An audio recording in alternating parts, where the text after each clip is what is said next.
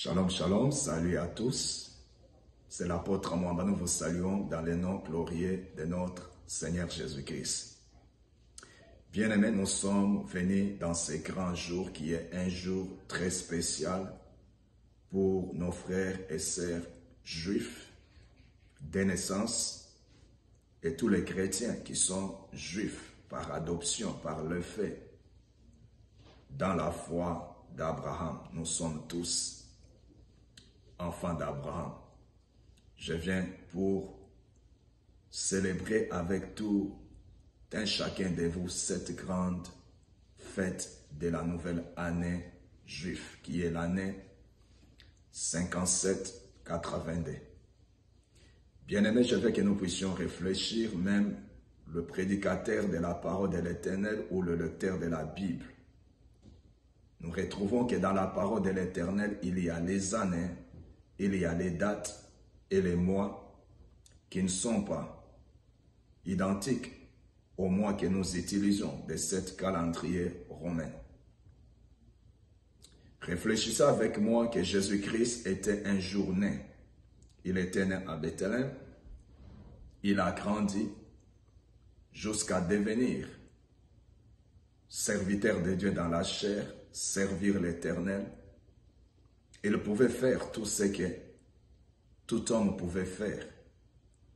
Il parlait l'hébreu. Il pouvait utiliser cet calendrier. Mais bien aimé, dans ces grands jours, il est presque, dans 6 minutes, il sera 4 heures du matin en Jérusalem. Septembre 8, 2021. Qui est le jour, le premier jour de cette année nouvelle. Le plus souvent, les juifs messianiques, comme d'autres juifs, viennent dans ces grands jours pour célébrer cette année. Célébrer avec les symboles qui sont pas seulement messianiques ou juifs, pour ceux qui croient au domaine prophétique, que moi je crois qui sont le symbole prophétique. Le symbole prophétique qui peut déclencher des grandes bénédictions. Souvent, c'est une grande fête. Il y a tant de nourriture que nous célébrons avec. Un grand nombre de cette nourriture ou de ces nourritures sont trop secrets, trop secrets.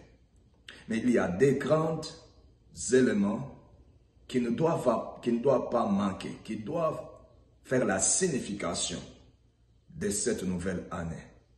Si je peux dire même 3. C'est le pomegranate et le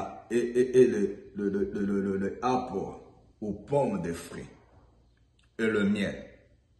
Ce qu'ils font avec le pomegranate qui est au-devant de nous sur cette table que nous voulons maintenant avec ma famille, c'est rejoindre à tous ceux qui sont en train de célébrer cette année.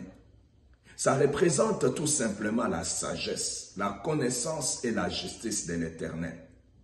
Selon les rabbins qui ont fait les études profondes de ces choses, ils estiment que dans un fruit de pomegranate, il y a 613 graines. 613 graines. Et ces graines représentent, si nous mettons dans notre langage, représentent les versets, les 613 versets de Torah, le livre saint, le livre que les Juifs utilisent, qui est de la parole de l'Éternel. Dieu m'a fait grâce d'étudier dans mes études quelquefois une formation qui avait plein de l'aspect juif à l'intérieur. Ça représente 613 graines. Selon les études qu'ils ont fait, un seul fruit contient 613 graines qui représentent, comme je venais de vous dire, le verset de Torah. Et quand ils mangent cela, c'est pour déclarer la sagesse de l'Éternel, la connaissance de la parole de l'Éternel et la justice de l'Éternel. Et un autre fruit, c'est cette pomme fruit. Ils prennent la pomme, ils projettent cela ou ils introduisent dans le miel. Et pendant qu'ils mangent, ils font la déclaration. Ils déclarent que cette année soit une année trop sucrée, soit une année suite, une année de bénédiction. Mes bien-aimés, œuvrant dans les prophétiques, j'ai compris une chose, j'ai l'habitude de dire, quelquefois les actes prophétiques ou les actes déterminent l'aspect prophétique dans nos vies. C'est ainsi que je vais vous inviter, tous ceux qui croient, mes bien-aimés, Dieu, Jésus, ils n'ont pas utilisé cette calendrier. Je ne vais pas dire que nous puissions ne pas utiliser cette calendrier, mais ce que je voulais vous dire tout simplement, que nous pouvons nous accorder à ce calendrier qui est messianique, ce calendrier que je crois, que même le prophète Daniel, tout ce qui est écrit dans la Bible, comme je disais, ils ont le mois spécifique qui était le mois de cette calendrier.